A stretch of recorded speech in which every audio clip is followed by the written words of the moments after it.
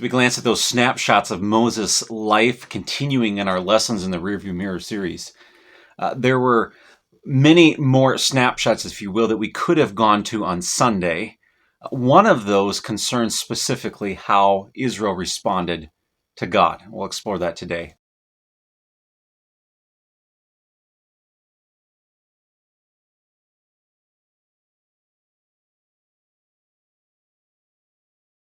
At verse 22, it mentions essentially to the effect that Israel has continually brought complaints before the Lord, that she has tested him 10 times. And as we go throughout both the books of Exodus and Numbers, we see repeatedly how the nation of Israel brings their complaint before the Lord. And that sparks a question that we posed and then answered during our Sunday school hour of how do we deal with complaints from a scriptural standpoint. Because within, we see them going on within there, they're chastised for them. But then you go to the Psalms and we almost praise the psalmists for how they pour out their complaints before the Lord. And yet then we come to passages like Philippians chapter 2, verses 14, 15, around in that area, that says, do all things without grumbling or complaining. So what's the balance? How do we process these things? And the best answer to that is the reality that complaints can be broken down into two different categories. I appreciate one person who summarized it as there's complaints about God and then there's complaints to God. And what we see within the Psalms many times is what we would categorize as complaints to God. The psalmist is pouring out their heart before the Lord about what is going on. They are really literally fulfilling what Peter's instructions of casting all their anxieties upon him. And they're saying, Lord, all of this is going on to me. But we note the pattern within the Psalms, though, is that as they bring those complaints, if you will, those worries, those anxieties that they have within their life before the Lord, they revert, and usually the latter part of that psalm, to their confidence in God. And that is really the distinguishing factor of what we see between these two categories of complaints, because the one that I just mentioned is what we might call lament. Here's all that's going on, Lord, but yet I still trust you. Here's the excellencies of your character, and I'm going to grasp, I'm going to hold on to those things. You're going to be my firm foundation amidst these things, and I'm looking to you as to what you will do. Israel's pattern turned out quite different. Her complaints was actually about God. Whether that was the fact that they lacked food, lacked water. Now, those in and of themselves aren't necessarily bad in the sense that they're noticing that they have needs. They're asking the Lord to meet those needs. But what has accompanied that, though, is disbelief. And note what it actually says.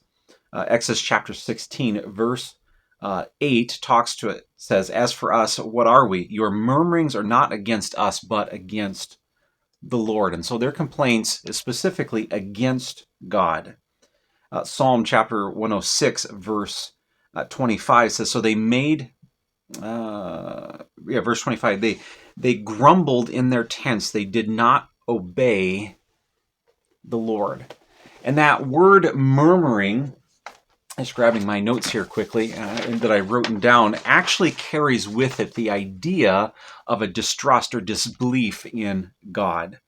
And the sin that results is because they doubt God and they cast then an attack on his reputation before the world, the nations that are watching them at that time, about his justice, about his goodness, about his power.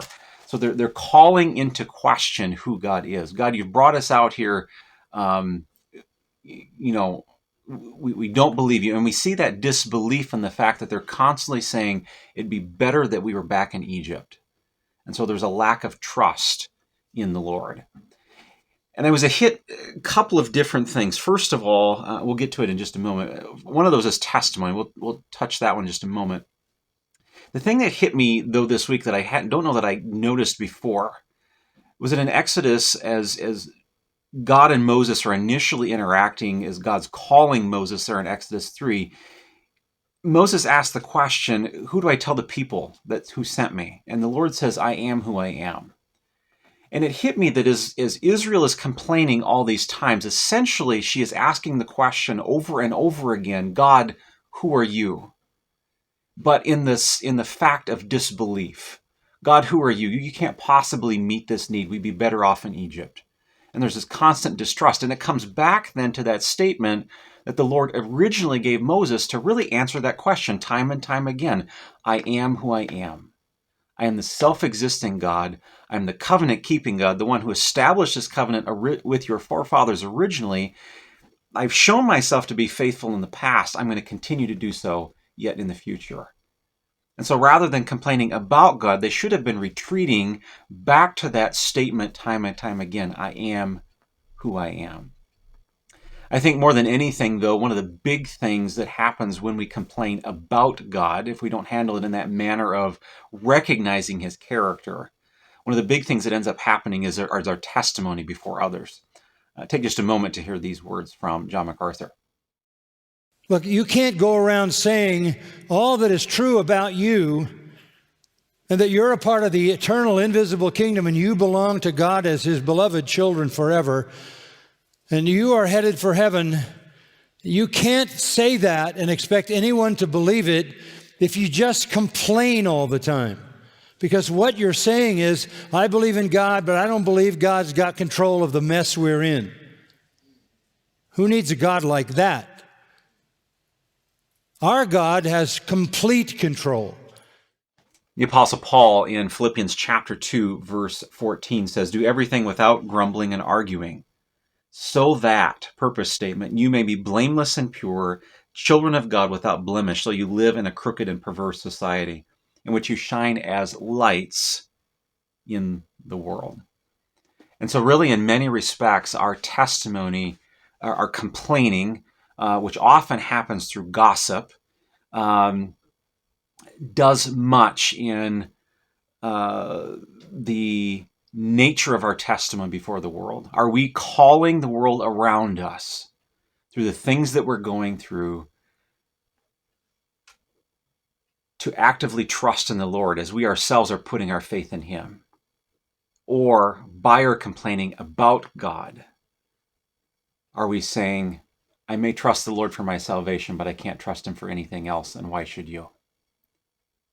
That gives us serious pause into the things that we're doing and how we're responding to various situations.